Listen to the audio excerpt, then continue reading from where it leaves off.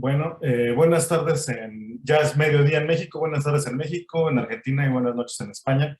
Yo soy el doctor Alfredo de Jesús Rodríguez Gómez. Les voy a platicar hoy un poco en los próximos 10 minutos, de manera muy concisa, qué es la falla medular o fallo de la médula ósea. Y como decía Ana Tabar al principio, es una de las primeras características que podríamos detectar en los pacientes con anemia de Fanconi. Si los pacientes con anemia de Fanconi no nacen con ninguna malformación, quizá no nos enteremos de que tienen anemia de Fanconi, que padecen esta enfermedad, sino hasta que ocurre la característica que da nombre a la enfermedad, y esto es la falla medular o fallo de la médula ósea. Yo soy investigador de la Universidad Nacional Autónoma de México y del Instituto Nacional de Pediatría. Entonces vamos a platicar un poco sobre qué es la falla medular o fallo de la médula ósea. Esto les puse yo aquí, palabra larga a recordar, y de la que vamos a estar hablando mucho todo el tiempo, es la hematopoiesis. Puede ser una palabra a veces un poco complicada o larga, pero es muy importante tenerla en cuenta, porque precisamente anemia de Fanconi se trata de esto, de hematopoiesis. ¿Y qué es? Es el proceso de formación de la sangre, de todas las células de la sangre, y esto ocurre adentro de los huesos. Entonces, les preparé algunas caricaturas aquí.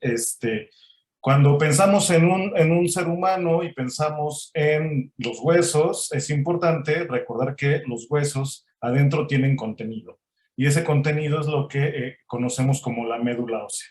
Entonces, ustedes que tienen a sus niños o sus pacientes con anemia de Fanconi, van a estar escuchando muy frecuentemente médula ósea, médula ósea, médula ósea. Bueno, ¿eso qué es? Es lo que tenemos en el interior de nuestros huesos, y ahí vamos a tener a las células de la sangre y a células que les dan soporte. Es la casita en la cual van a estar viviendo las células de la sangre.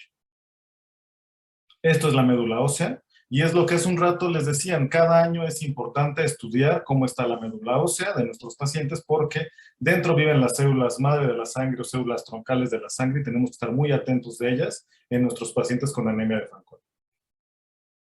Y como les decía, alguien especial vive en estas médulas óseas. ¿Quién es? Es lo que conocemos como la célula troncal hematopoyética o célula madre de la sangre.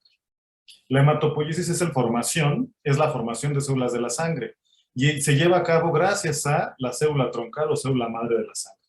Y tenemos aquí una representación, yo les pongo esta representación en color morado, y adentro de estas células vamos a tener algo muy importante, que son los cromosomas. En los cromosomas está empaquetado nuestro material genético, nuestro DNA. Entonces, bueno, ahí vamos a tener estas células troncales. Recuerden, estos cromosomas son muy importantes, manténganlo en mente.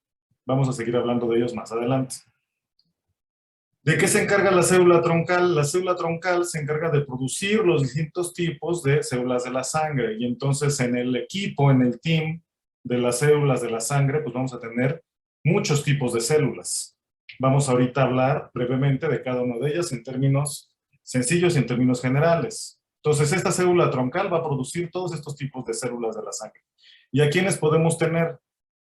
Podemos tener a los glóbulos rojos, que también los conocemos como eritrocitos, y ellos se encargan de transportar oxígeno por todo el cuerpo, y esto para los niños es muy importante para poder hacer todas sus actividades, correr, andar haciendo travesuras, ir a la escuela. Necesitamos que haya transporte de oxígeno. Podemos también tener en la sangre a los glóbulos blancos, que también los conocemos como leucocitos. Y estos jóvenes se encargan de combatir las infecciones. Cuando tenemos una infección en nuestro cuerpo, los glóbulos blancos se van a encargar de ayudarnos a eliminar a las infecciones, ya sean por bacterias o por virus, o por algunos parásitos. También vamos a tener en la sangre plaquetas, y las plaquetas son muy importantes porque cuando un niño que está corriendo y se cae y se raspa la rodilla, se le tiene que hacer una costra. Y eso es gracias a que se llevó a cabo una coagulación apropiada. Entonces las plaquetas ayudan a que las heridas cierren. Entonces todas las costritas y toda la coagulación se lleva a cabo gracias a las plaquetas. Y esto ayuda a que casi el niño se cae y se pega en la nariz y sangra, pues también nos va a ayudar a que coagule y que entonces no salga mucha sangre de la nariz. Y bueno, les dije que la célula troncal o célula madre de la sangre es la encargada de producir células rojas, células blancas y plaquetas. ¿Y cómo lo hace? pues dividiéndose y dividiéndose y dividiéndose y se divide y se divide y se divide muchas veces a lo largo de nuestra vida. Y esas células troncales viven dentro de la médula ósea, dentro de los huesos de los que les platiqué, y se dedica a estarse dividiendo para producir células de la sangre. Y va a vivir dentro de los huesos, y esas células de la sangre, una vez que se producen, van a viajar a la sangre y van a llegar a todos nuestros órganos para estar llevando a cabo sus funciones. Entonces se divide y se divide y se divide, y eso nos ayuda a que se produzcan muchos glóbulos blancos, muchos glóbulos rojos y muchas plaquetas. Entonces, les decía, esas células se producen en el interior de los huesos y de ahí viajan a la sangre para cumplir sus funciones. Entonces, si abriéramos un hueso, como les pongo aquí un hueso largo, por ejemplo, y viéramos lo que hay adentro, adentro está la médula ósea y está repleta de muchas células que van a ir a llevar a cabo sus funciones, eventualmente van a viajar por el torrente sanguíneo y van a llegar a donde tiene que cumplir su función. Como yo les decía hace rato, recuerden que dentro del núcleo de la célula troncal están los cromosomas, pero, bueno, no solo dentro de la célula troncal, sino dentro de todas las células que están llevando a cabo su función. Entonces aquí les pongo una representación de una célula troncal de un paciente con anemia de Fanconi, en la que, como pueden ver aquí, les ponemos un dibujito en el que los cromosomas tienen rupturas, o en inglés les llaman breakages. Entonces, estos cromosomas, en los pacientes con anemia de Fanconi, están comúnmente más rotos, son más sensibles a las rupturas, y a los pacientes con anemia de Fanconi les cuesta más trabajo poder llevar a cabo su reparación. Es una diferencia importante, y es lo que nos da el diagnóstico. Y seguramente a ustedes, algunos que pacientes con anemia de Fanconi o a sus hijos con anemia de Fanconi, les han hecho la prueba de fragilidad cromosómica o de rupturas cromosómicas. Lo que han hecho es medir las rupturas de los cromosomas. Aquí lo tenemos. Entonces, ¿qué sabemos? ¿Cuáles son las consecuencias de que estos cromosomas se estén rompiendo? Pues se sabe que cuando los cromosomas se rompen, esto activa una proteína que se llama P53 y eso puede activar la muerte celular. Entonces, cuando tenemos muerte celular de las células troncales, la consecuencia es que, a diferencia de una persona sana, en la que va a haber una médula ósea con muchas células, en un paciente con anemia de Fanconi, esa activación continua de esta proteína P53 va a producida por los cromosomas, va a producir que en la médula ósea de los pacientes haya pocas células de la sangre y que en consecuencia también en la periferia haya pocas células, y eso nos lleva a las manifestaciones de los pacientes, la anemia, la trombocitopenia o las leucopenias, con las cuales algunos de ustedes ya deben de estar familiarizados, y eso va a hacer que nuestros niños se cansen más rápido, que no coagulen bien, que tengan más moretones o que también tengan infecciones recurrentes. Y eso se debe a esta deficiencia en la producción de células.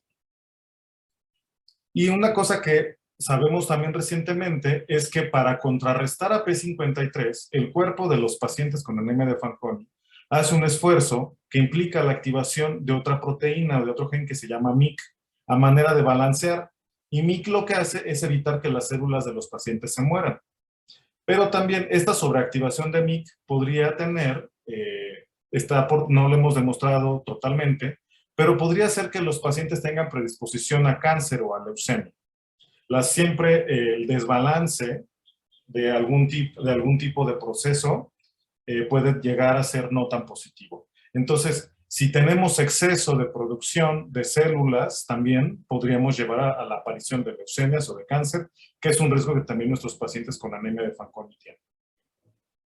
Entonces, ya para terminar, como nuestros pacientes tienen riesgo tanto de falla medular y eventualmente de desarrollar una leucemia, es importante, como se decía al principio, hacer un seguimiento semestral o anual de la médula ósea para checar, para verificar, para monitorear, para estar al pendiente que no haya progresión hacia leucemia. Entonces, con esto yo termino. Es breve.